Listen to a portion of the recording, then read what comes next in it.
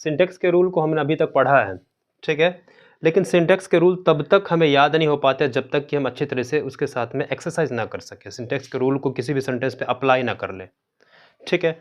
तो हमने कुछ 10 एक सेंटेंस लिए हैं, ठीक है, उस पर हम देखेंगे कौन कौन सा रूल का अप्लाई होगा, कौन सा रूल किस में लगेगा।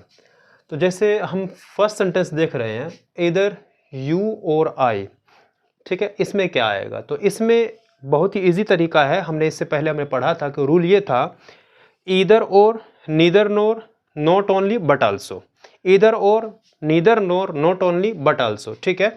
अगर ये सब अगर किसी सेंटेंस में आते हैं, ठीक है, और तब हमें देखना होता है कि इसमें फिलअप किस वर्ब के साथ में करेंगे। तो आपको ये ध्यान में रखना होगा, तीनों में, either or, neither nor, not only but also, तीनों में, तीनों प्रकार के जो भी यूज होंगे इनमें, तो जो ब्लैंक होगा, खाली जगह जो होगी, उसके बगल वाले सब्जेक्ट के अकॉर्डिंग या नज़दीक वाले सब्जेक्ट के अकॉर्डिंग हमें उसमें फिलअप करना होता है। तो आप गौर से देखिए, यहाँ पर आई है नज़दीक में, ठीक है, नज़दीक में दो सब्जेक्ट, एक यू है और एक आई है, तो यू के अकॉर्डिंग आएगा या आई के अकॉर्डिंग आएगा। तो रूल हमारा बोलता है, या रूल से हमें पता ये चलता है कि नज़दीक वाले सब्जेक्ट के अकॉर्डिंग, तो नज़दीक में तो आई है, तो आई के अकॉर्डिंग हमें यहाँ पे क्या फिलअप करना होगा?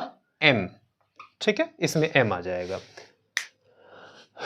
इसमें देखिए 5 miles a long way to walk, ठीक है, आपने इसके बारे में भी एक रूल पढ़ा होगा जिसमें ये लिखा था या ये बताया गया था कि जब कभी हम किसी भी वेट को, दूरी को, मतलब डिस्टेंस को, इन सब चीज़ों को क्या करते हैं, हम एक यूनिट के रूप में दिखाते हैं, एज अ यूनिट, ठीक है, एक यूनिट के बारे में, अगर एक यूनिट के रूप में हम उसके बारे में बताना चाहें, जैसे बहुत सारे ऐसे एग्जाम्पल हैं, हम आटा का पैकेट जो लेते हैं, ठीक है, तो 25 किलो का है, तो एक यूनिट होता है ना, उसको हम एक यूनिट के रूप में लेते हैं।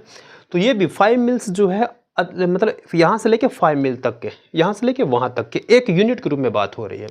जब एक यूनिट के रूप में बात हो तो यहाँ पे भले ही प्लूरल है लेकिन वर्ब सिंगुलर लगेगी।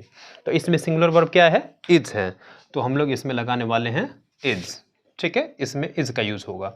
इसके बाद देखिए लिखा हुआ नीदर नोर, यही बताया अभी, ईदर और था और नीदर नोर वाला सेंटेंस आ गया है। नीदर नोर हो चाहे ईदर और हो, इसमें हम वर्ब का जो यूज करते हैं वो नज़दीक वाले सब्जेक्ट के अकॉर्डिंग, एक सीमा है एक यू है, नज़दीक में कौन है? ब्लैंक के नज़दीक, खाली जगह के नज़दीक में कौन है? यू है, तो यू के अकॉर्डिंग क्या आना चाहिए? वॉज या वर?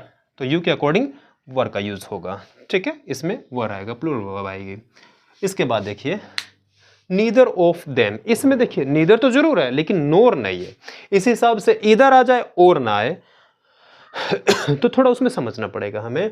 अगर किसी भी सेंटेंस की शुरुआत each, every, either, neither, each, either, neither तो यहाँ पे है, ईच और एवरी, इन सब से अगर सेंटेंस की शुरुआत होती है, ठीक है, और एवरी के बाद में तो ऑफ आएगा नहीं, ठीक है, लेकिन नीदर के बाद में और ईदर के बाद में ऑफ आ जाता है, ठीक है। अगर ऑफ आ जाए तो उसके बाद में याद रखिए प्लूरल नाउन या प्रोनाउन आएगा, लेकिन वर्ब सिंगुलर आएगी, और वो क्यों आएगी वो बताते हैं।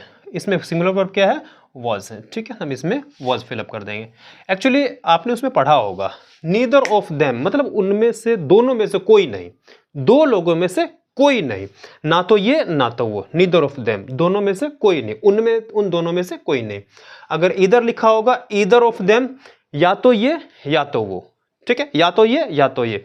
अच्छा, नीदर में ना ही ये ना ही वो, इस हिसाब से इसका यूज होता है। तो इस हिसाब से हम इसमें क्या करते हैं? किसी एक की बात करते हैं, दो में से किसी एक की बात, दोनों में से किसी भी एक की बात नहीं करते, ठीक है। इस हिसाब से सिंगुलर का वर्ब यूज, सिंगुलर वर्ब का यूज होता है इसमें।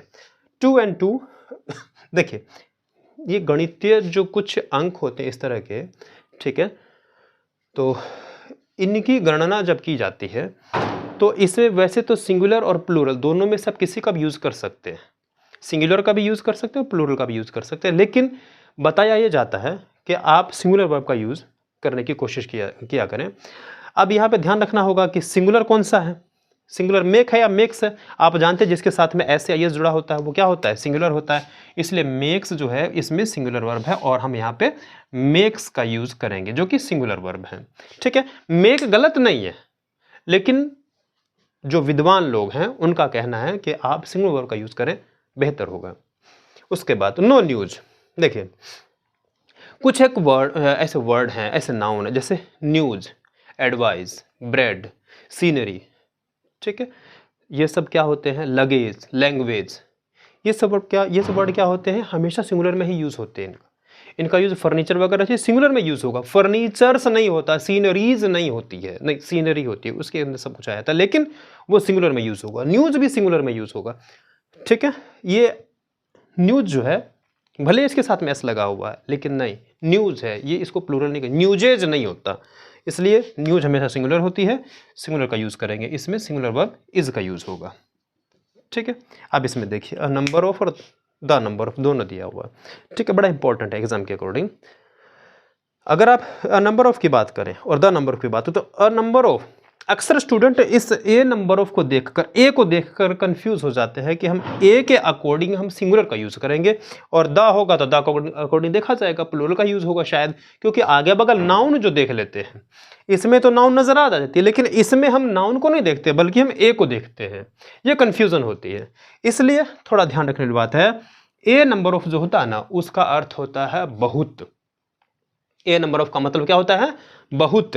और द नंबर ऑफ जो होता है, ये बहुत सारे तो होते हैं, लेकिन एज अ कलेक्टिव नाउन ये बिहेव करता है भी, इसका use as a collective noun use होता है, और कलेक्टिव नाउन को हम लोग क्या करते हैं, सिंगुलर में यूज कर लेते हैं। तो ये एज अ कलेक्टिव नाउन है, ठीक है, इसलिए इसके साथ में ही सिंगुलर का यूज होता है, और ये इसका अर्थ होता है बहुत, इसलिए इसी के साथ जो ए के साथ शुरू हुआ ना, उसी के साथ प्लूरल का यूज होगा, और जो दा के साथ शुरू हुआ है उसके साथ हम सिंगुलर का यूज करेंगे। तो ए होते हुए भी हम क्या लगाएंगे इसमें, प्लूरल वर्ब। प्लूरल वर्ब इसमें क्या है, आर है, तो इसमें हमने लगा दिया आर, ठीक है, प्लूरल। और इसमें अभी आपको बताया, इसमें सिंगुलर वर्ब मतलब इज का यूज हो जाएगा, इसमें इज लग जाएगी। इसके बाद देखते हैं अगला rule, the poet and dramatist, और इसमें लिखा हुआ the poet and the dramatist. देखिए दो एक जैसे हैं, लगभग एक जैसे हैं, लेकिन इसमें थोड़ा सा डिफरेंस है। क्या डिफरेंस है, एक में एक आर्टिकल का यूज हुआ और दूसरे में दो आर्टिकल का यूज हुआ। एक में एक आर्टिकल, देखिए इसमें द आर्टिकल एक ही है, इसमें दो आर्टिकल, एक यहाँ पे द लिखा हुआ है, एक यहाँ पे द लिखा हुआ है। तो वैसे तो याद करने का तरीका आप इस तरह से भी याद कर सकते हैं, ऐसे में ऐसे जो नाउन आएंगे उसमें जब दो नाउन एंड से जुड़े हों और दोनों के पहले आर्टिकल आए, ठीक है, दो नाउन एंड से जुड़े हों और दोनों के पहले आर्टिकल आए, तो आप प्लूरल का यूज करेंगे। अगर दो नाउन एंड से जुड़े हो और एक के पहले आर्टिकल का यूज हो, तो आप सिंगुलर का यूज करेंगे। तो यहां पर देखिए एक के पहले आर्टिकल का यूज हुआ, इसलिए इसमें क्या आएगा, सिंगुलर का यूज होगा, इसमें सिंगुलर मतलब इज का यूज होगा। और ये देखिए इसमें दोनों के पहले आर्टिकल का यूज हुआ, इसलिए इसमें क्या यूज होगा, इसमें हम करेंगे प्लूरल का यूज, मतलब इसमें आर का यूज होगा, ठीक है। तो इस तरह से हमें क्या करना है, नियम को ध्यान में रखना है, ठीक है।